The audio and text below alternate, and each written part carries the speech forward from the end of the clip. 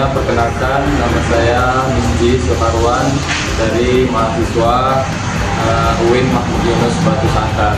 Di sini saya diberi tugas yaitu untuk mewawancara partai. Saya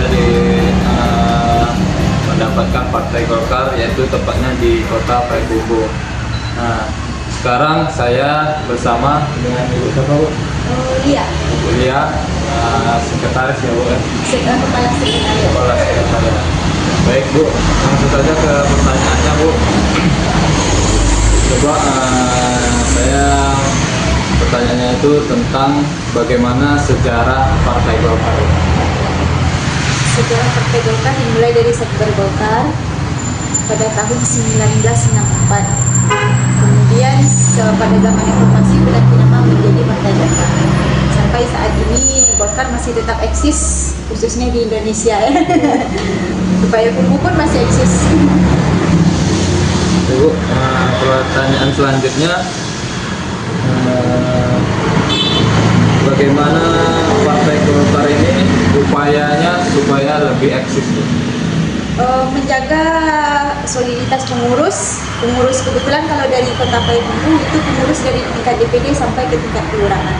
Kemudian ada kader-kader fungsional, ada kader bergerak di dunia desa, kader itu yang bergerak untuk memenangkan partai pada setiap kontestasi politik.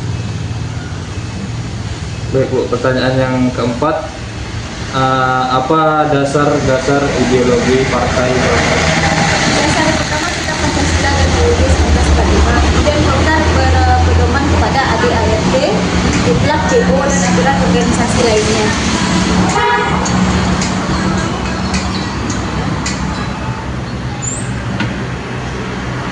Udah, Bu. Nah, pertanyaan selanjutnya, Bu, itu bagaimana Partai Golkar ini merekrut anggota yang ingin mencalon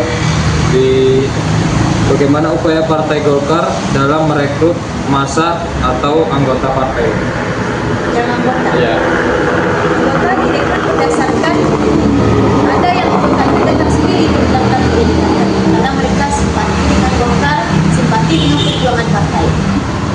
Jadi mereka datang sini dengan kesadaran diri mereka sendiri. Dan ada kita yang memberikan pendidikan politik apa guna dan fungsi partai politik. Nah, selanjutnya, apakah selama berdirinya Partai Golkar ini menjadi konflik atau apa penyebabnya? Apa ada terjadinya konflik selama berdirinya Partai Golkar? Di pusat yang ada, kalau di Payakumbuh alhamdulillah tidak ada. Di pusat pernah terjadi dualisme pada zaman Abu Rizal dan Agung Laksono. Pokoknya sudah lama lah ya. Iya, 2015. Pertanyaan selanjutnya, Bu, apakah ada isu-isu realita di lapangan terkait penilaian negatif masyarakat terhadap Partai Golkar? Sebenarnya kalau fakta di lapangan, masyarakat pasti punya penilaian buruk terhadap partai politik. Mereka beranggapan partai sama sekali tidak memperjuangkan aspirasi. Itu tergantung cara kita selaku kader dan pengurus untuk menjelaskan bagaimana partai itu sebenarnya. Ini pertanyaan yang terakhir ya, Bu. Pertanyaan itu, apakah harapan Ibu terhadap adanya kasus atau konflik dan gejolak partai di Indonesia? Sebenarnya partai dengan negara kita dengan sistem demokrasi harusnya membebaskan setiap anggotanya berpendapat dan mereka bisa mengatasi masalah itu tidak keluar, cukup di dalam saja. Karena mereka punya pedoman masing-masing kan, ada ADART, bagaimana untuk perkembangan partai ke depan. Mungkin lebih kayak gitu aja.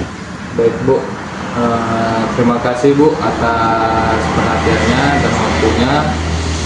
Baik, langsung saja kita akhiri. Assalamualaikum warahmatullahi wabarakatuh.